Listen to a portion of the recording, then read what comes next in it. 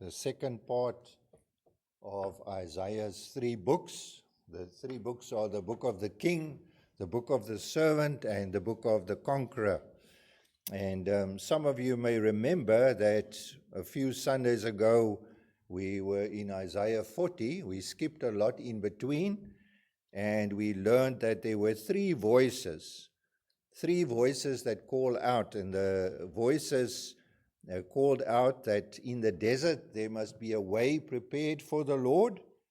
And there was another voice that cried out that God's promises will be fulfilled. And there was a third voice that says there will be good tidings for Zion, because the people of God will see the salvation of the Lord through his arm.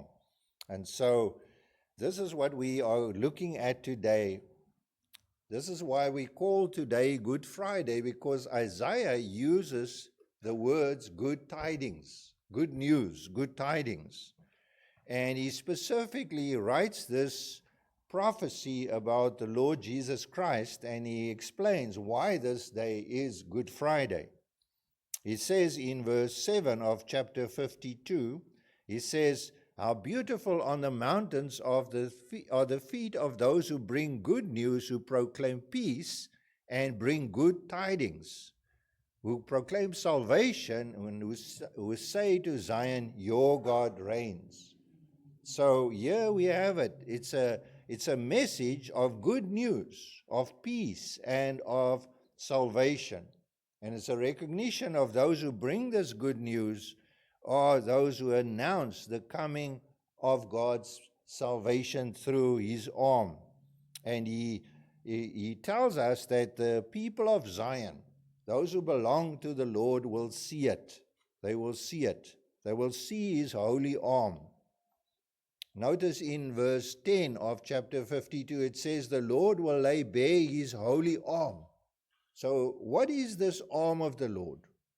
It says he will lay it bare in the sight of all nations. Well, this term comes from the Old Testament, from the book of Exodus. When the Israelites were delivered from Egypt, they were delivered through 10 plagues that God unleashed on the Egyptians. And when he did that, he says, "I am the Lord, I will bring you out from under the yoke of the Egyptians. I will redeem you with an outstretched arm and mighty acts of judgment." So the arm of the Lord is his saving power. It's his saving power. And I may use the example of when we were at school, those boys that had the thick arms in school, those were the ones you don't mess with, because they are the strong boys. And so here we understand the image. The arm of the Lord is his saving power. This is the means by which he brings about salvation. And it was the means by which he rescued the people of Israel back in the old Exodus, through unleashing the 10 plagues. And the greatest of those plagues were, which was the greatest plague? That the firstborn died. That God caused the firstborn of all those who did not have the blood of the Passover lamb on the lintels of their houses, they died. And here we see that Isaiah says once more, the Lord will lay bare his holy arm. He will expose his arm so that all nations can see, not only the Egyptians and not only the people of Israel, but all nations. All the nations of the world. It will be a universal event. And we see that there will be a greater and a more glorious exodus in which all nations can take part. Notice in verse 11, the words depart, depart. Those are Exodus words. Those are the words that the people of Israel heard that night when their moms and dads woke them up. When Moses and Aaron said, "We are going now. Let's depart. Go out from here. Don't touch any unclean thing. Come out and be pure." But here's the difference. Unlike the old Exodus, we are told, you will not leave in haste. You will not rush. There will be no need to go in haste or in flight, for the Lord Himself will be in front of us as well as being our rear guard. And that is what we read from this glorious passage in Isaiah. Now the question is, this arm of the Lord, where is it? What is it? How will we know when we see it? Well, Isaiah tells us, he says that the arm of the Lord is the servant of the Lord. He calls the arm of the Lord the servant. He says in verse 13, he says, see my servant. He's speaking about the arm of the Lord. He's speaking about this new Exodus that's going to happen, that all nations will see and all nations can take part in. And he says, see my servant. He's the one who will bring about this deliverance. He is the arm of the Lord. How will he do it? He will be raised and lifted up and highly exalted. And just as there were many who were appalled at him, his appearance was disfigured beyond that of any man, and his form beyond human likeness. Just so he will sprinkle many nations. So my servant is the arm of the Lord. How will we identify him? How will we see him? When will he come? Well, the answer is given that he will be lifted up. He will be highly exalted, and all the peoples of the world will see him. And that speaks of the crucifixion. That's what it's all about. It's his exaltation is something that every person, every human being in this world knows about, that every human being can see. Now, the strange thing is, normally, with the exaltation of a great king or the coronation of a king, there's much glory and pomp and bands playing and great cavalcades of cars or whatever they do to make it glorious. But notice the words here. Many will be appalled when they see the exaltation of this king, this servant. If they see the arm of the Lord, this is God's deliverance. This is God's act of judgment by which he delivers the world.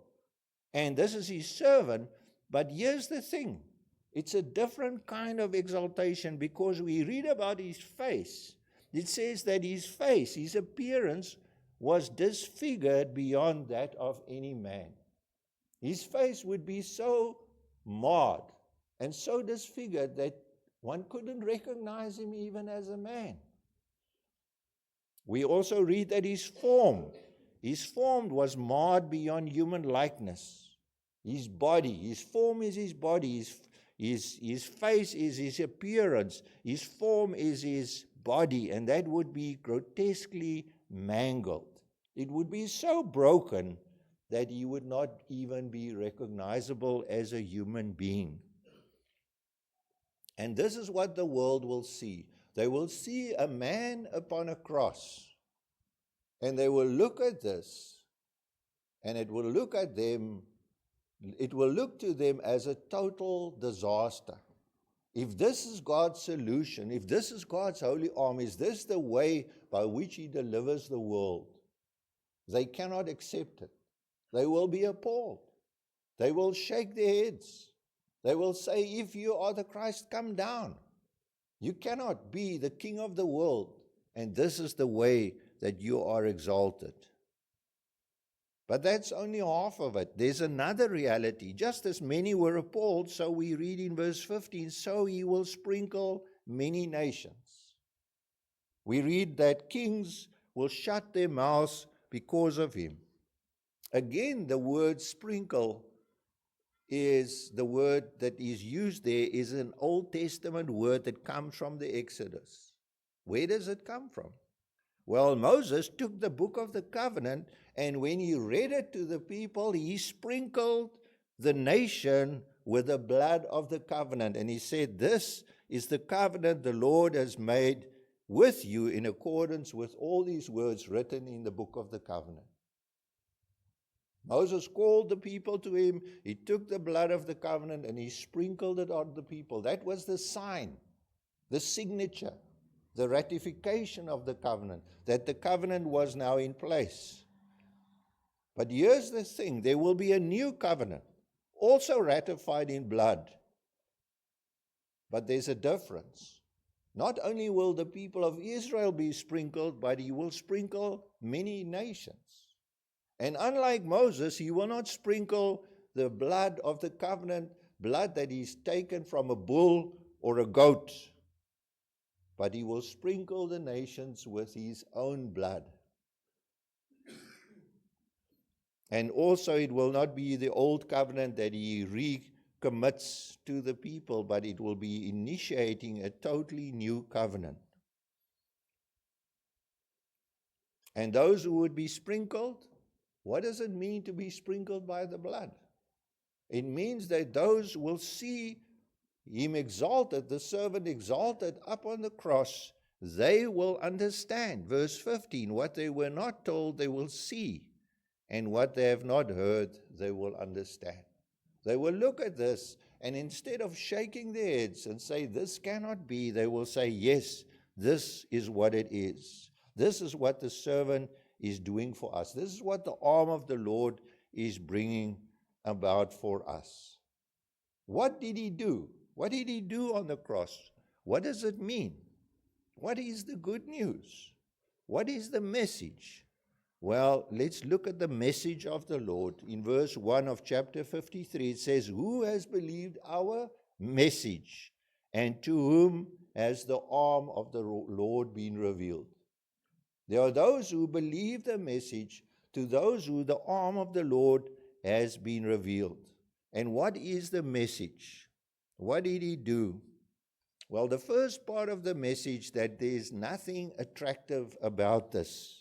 There's no beauty or majesty. We read in verse 2 and 3 that there was no beauty or majesty to attract us to him. Nothing in appearance that we should desire him. He was despised and rejected by men, a man of sorrows and familiar with suffering, like one from whom men hide their faces. He was despised, and we esteemed him not. You see, my friends, the world looks for power and wisdom. Paul writes to the Corinthians, he says, the Greeks look for wisdom, and the Jews look for power. But to us, the wisdom of God and the power of God is the cross. It's the cross of Christ. And what is the message of Isaiah? He says that the servant of the Lord is highly lifted up and is exalted, and is marred and disfigured. And here's the thing that we need to understand. He took the place of the Passover lamb. In verse 4 we read, he took our infirmities and carried our sorrows. Yet we considered him stricken by God, smitten and afflicted. Do you know what those words, stricken, smitten and afflicted, which we heard in that song that was sung just now, what it means? Stricken, smitten, and afflicted are the words of the plagues. It's the words that are used of the plagues in Egypt. So what is going on here? The plagues in the old Exodus was leveled against the Egyptians, those who opposed the people of God. But in this case, the plagues are unleashed on the arm of the Lord, the servant of the Lord. He is the recipient of the plagues. We are the Egyptians in the story. We should receive the plagues, but instead it's placed on him. We do not receive it. He receives it. Why does he receive it? In verse 5 we are told why. He was pierced for our transgressions. He was crushed for our iniquities. And the punishment that brought us peace was upon him, and by his wounds we are healed.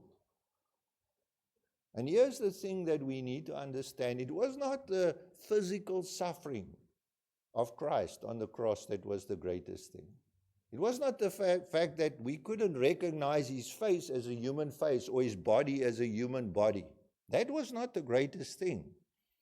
The greatest suffering was the fact that he was pierced for our transgressions, crushed for our iniquities, that the justice of God fell upon Christ because of our sins. We, supposed to be the Egyptians, We walk away scot-free, but Christ receives the punishment. The plagues of God due to us, that we should be smitten, stricken, and afflicted with. They don't come to us. They come to Christ. They come to the servant of the Lord on the cross. And that is how the arm of the Lord in the servant is displayed. That is how he delivers us. And this is appalling to some. They cannot ever accept that. It's one of the most loathing doctrines of the Christian faith. Something which people do not accept, that God would send his own Son as a sacrifice for our sins, as a substitute, a penal substitution, or as we say, substitutionary atonement for our sins. They cannot accept that. They think that that is absolutely atrocious and God must have made a mistake. But others, they will be sprinkled. They will see, they will hear, and they will understand. And my friend, this morning I want to ask you, do you see and do you understand? Do you understand why the servant of the Lord was afflicted in this way? What was the reason? The reason, we are told in verse 6, is we all, like sheep, have gone astray. Each of us has turned to his own way, and the Lord has laid on him the iniquity of us all. He is our sin-bearing substitute. And when I say our, I don't mean everybody in this building this morning. This is maybe the shocking thing for you this morning.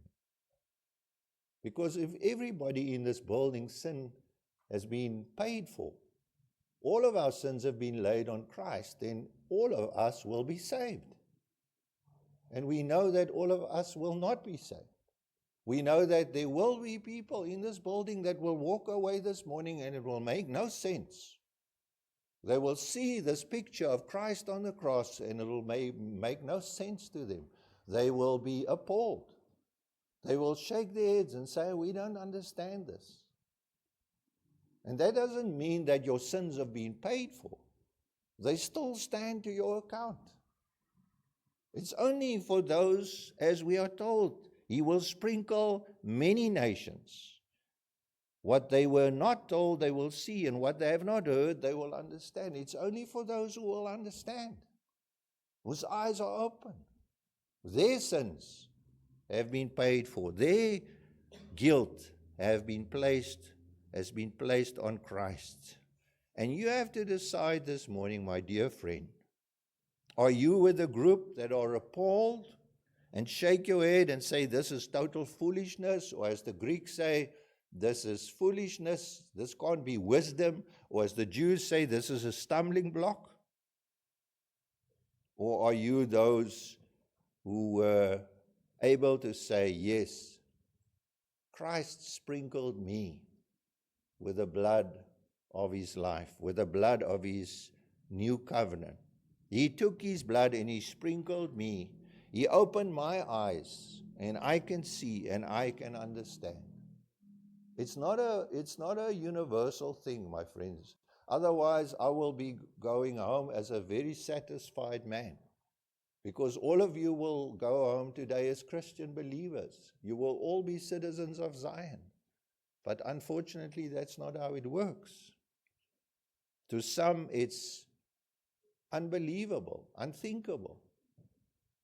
Even as the Christian life is unbelievable, as we copy Christ, as we emulate Christ, people say the same about us. Paul writes to the Corinthians and he says, we are the aroma of Christ to those who are being saved and to those who are perishing. He says, God leads us in this triumphal procession as condemned men to die in the arena.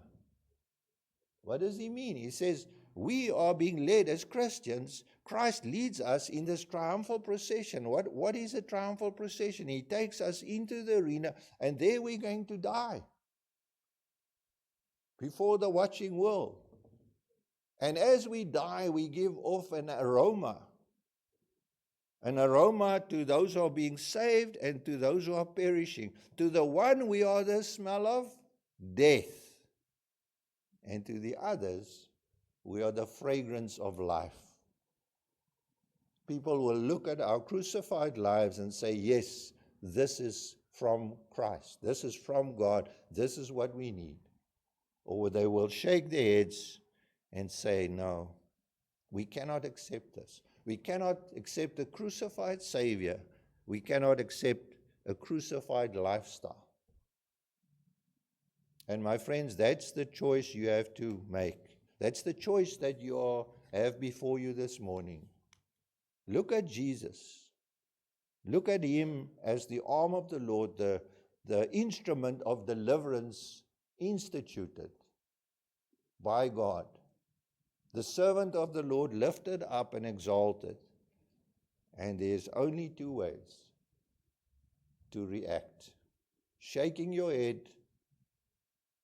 in unbelief and rejection and being appalled, or to say, yes, his death, his blood sprinkled me. I am free because his covenant for my freedom is written in his blood, and I accept it. This is God's saving power. Amen.